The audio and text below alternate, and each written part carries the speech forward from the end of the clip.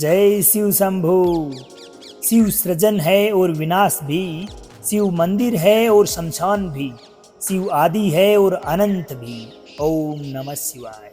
नमस्कार दोस्तों, मैं आपका मित्र सांवर चौधरी आप सभी भक्तगणों का इस महाशिव पुराण कथा सार के पावन वीडियो में हार्दिक स्वागत करता हूँ।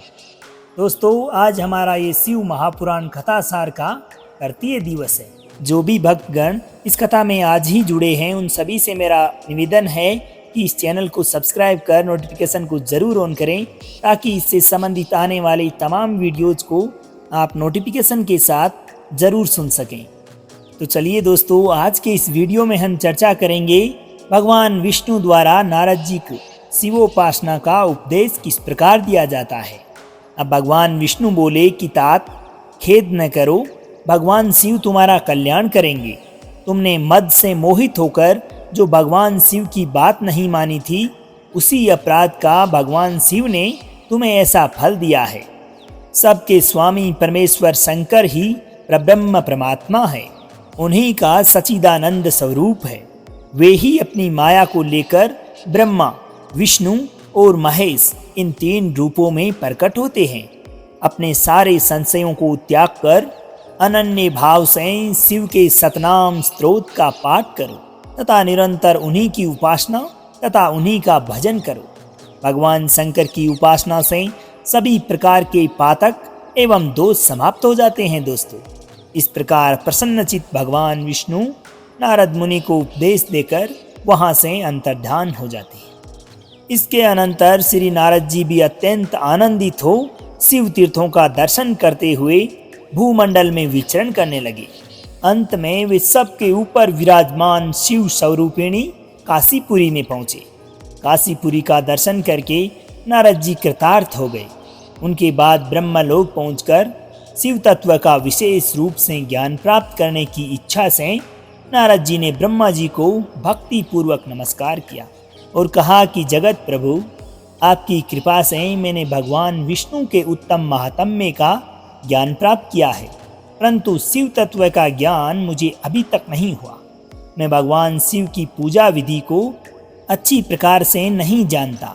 अतः हे प्रभु, आप भगवान शिव के विविध चरित्रों को तथा उनके स्वरूप तत्व, प्राकट्य, विवाह, गृहस्थ धर्म सब मुझे बताइए।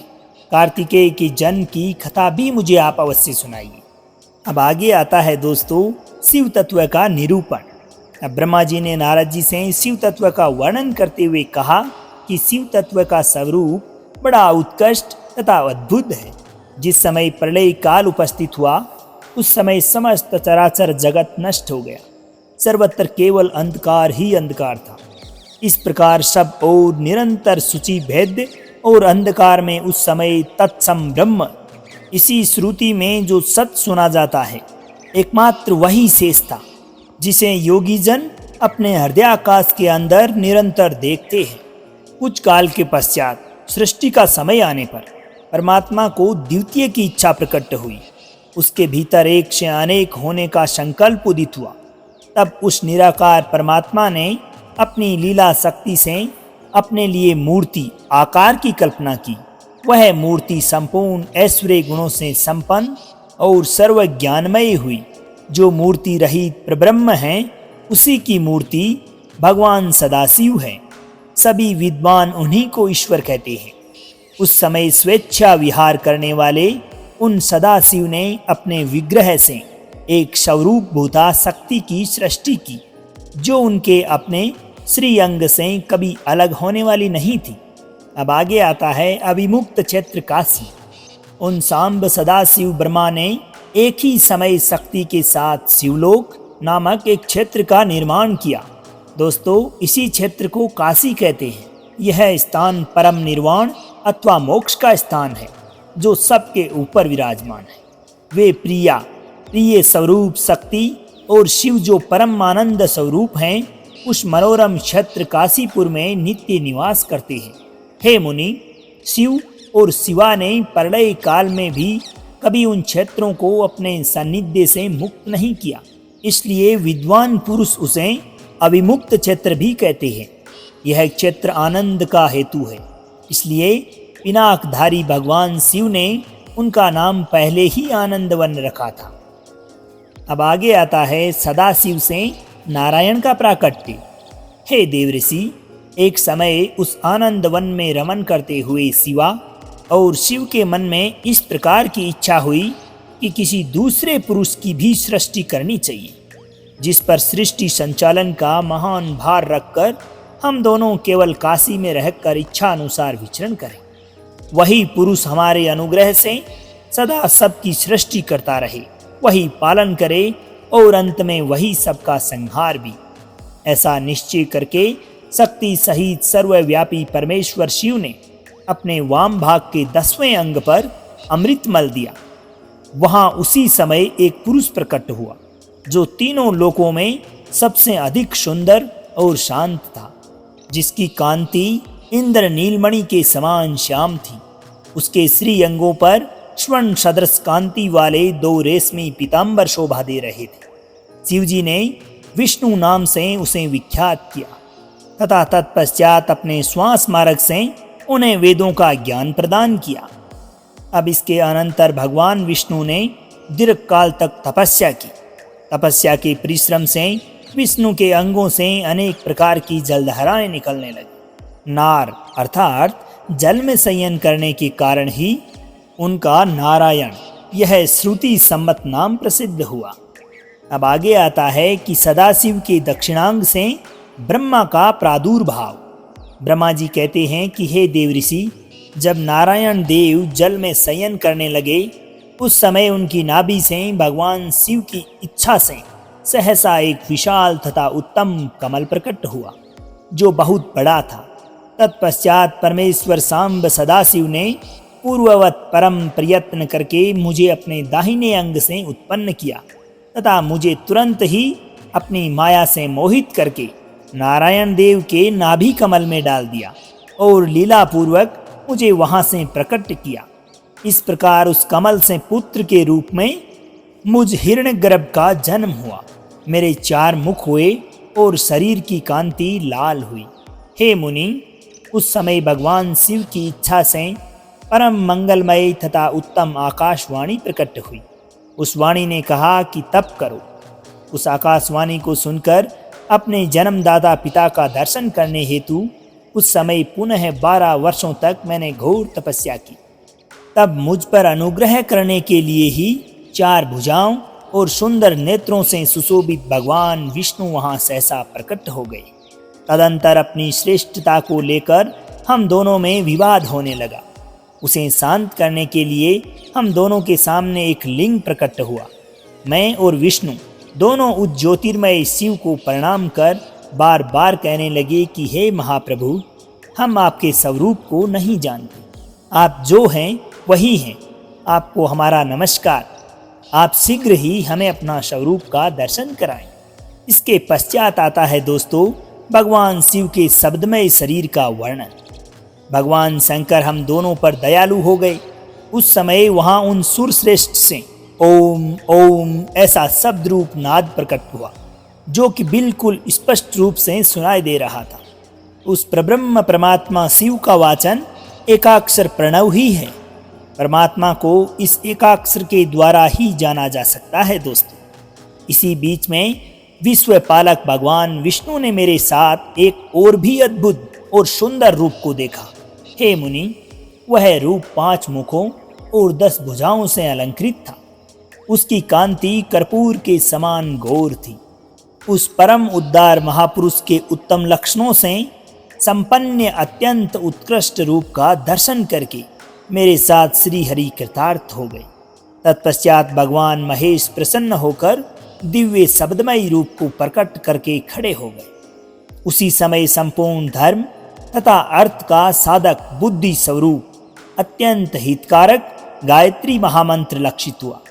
8 कलाओं से युक्त पंचाक्षर मंत्र नमः शिवाय तथा मृत्युंजय मंत्र, चिंतामणि मंत्र और दक्षिणामूर्ति मंत्र को भगवान विष्णु ने देखा। इसके बाद भगवान विष्णु ने शंकर को तत्त्वमसि, वही तुम हो, यह महाकाव्य कहा। इस प्रकार उक्त मंत्रों को प्राप्त करके वे भगवान श्री हरि उनका जप करने लगे। तदंतर उन्होंने शिव की स्तुति की। विष्णु के द्वारा की हुई अपनी स्तुति सुनकर करुणानिधि महेश्वर प्रसन्न हुए और उमा देवी के साथ सहसा वहां प्रकट हो गए।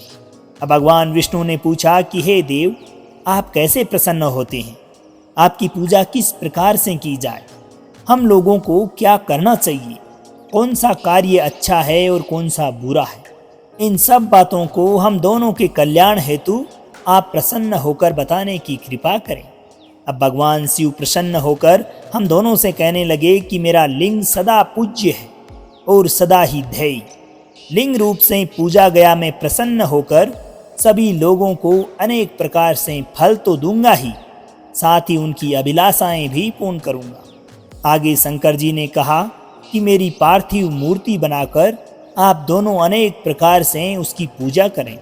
ऐसा करने पर आप लोगों को सुख की प्राप्ति होगी।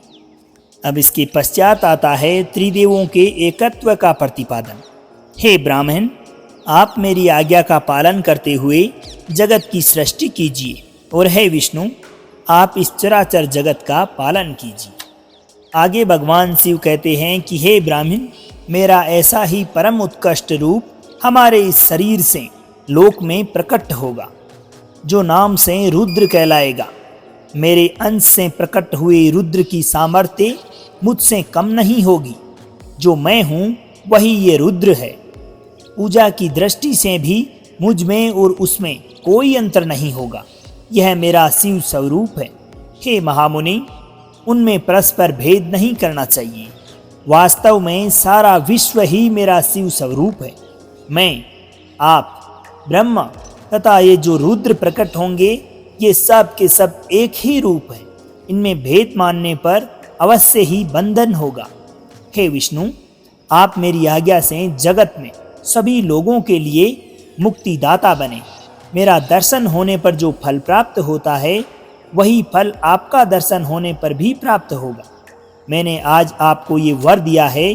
मेरे हृदय में विष्णु है, विष्णु के हृदय में मैं हूँ, तथा रुद्र शिव के पूर्ण अवतार है। हे विष्णु, जो आपकी शरण में आ गया, वह निश्चय ही मेरी शरण में आ गया। जो मुझ में और आप में अंतर समझता है, वह निश्चय ही नरक में गिरता है। इसके पश्चात भगतवत्सल भगवान शंभु शीघ्र वहीं से अंतर ध्यान हो गए। तभी से इस श्लोक में लिंग पूजा का विधान प्रचलित हुआ है। दोस्तों, लिंग में प्रतिष्ठित भगवान शिव भोग और मोक्ष देने वाले हैं। शिवलिंग की वेदी महादेवी का स्वरूप है और लिंग साक्षात महेश्वर। इसी में संपूर्ण जगत स्थित रहता है। आगे के अध्यायों में शिव पूजन की विधि तथा उनके फल का वर्णन किया गया है। जो शिव भक्ति परायण होकर प्रतिदिन पूजन करता है, उसे अवश्य ही पग पग पर सब प्रकार की सिद्धि प्राप्त होती है। रोग, दुख, शोक, उद्वेग, कुटिलता, विष तथा अन्य जो भी कष्ट उपस्थित होता है, उसे कल्याणकारी सदाशिव अवश्य नष्ट कर देते हैं। अतः भगवान सदाशिव की प्रसन्नता हेतु सदैव अपने वर्णाश्रम विहित कर्म करते रहना चाहिए। बिना आज्ञा प्राप्त किए ही जो प्रतिमा का पूजन छोड़ देता है, उनका निश्चय ही पतन होता है। जब तक शरीर में पाप रहता है, तब तक सिद्धि की प्राप्ति नहीं होती है। दोस्तों, पाप के दूर हो जाने पर उसका सब कुछ सफल हो जाता है। विज्ञान का मूल अनन्य भक्ति है और ज्ञान का मूल भी भक्ति ही कही जाती है। भक्ति का मूल सत्कर्म और अपने इष्ट देव आदि का पूजन है। अब आगे आता है पंचदेव उपासन। जब तक मनुष्य गृहस्थाश्रम में रहे, तब तक प्रेम पूर्वक उसे 5 देवताओं गणेश, विष्णु, शिव, सूर्य एवं देवी की, और उनमें भी सर्वश्रेष्ठ भगवान सदाशिव की मूर्ति का पूजन करना चाहिए। एकमात्र सदाशिव ही सबके मूल है। अतः सदाशिव के पूजन से ही सब देवताओं का पूजन हो जाता है और वे प्रसन्न हो जाते हैं। आगे के अध्यायों में मनुष्य की दैनिक चर्या का वर्णन शास्त्रीय विधि से किया गया है तथा शिव पूजन विधि विस्तार पूर्वक बताई गई है। इसके अनंतर ब्रह्मा की सृष्टि से सृजन का विस्तार से वर्णन मिलता है। इस प्रकार रुद्र संहिता का सृष्टि खंड पूर्ण होता है। दोस्तों, अब आगे आने वाले वीडियो में हम बात करेंगे रुद्र संहिता सती खंड के बारे में।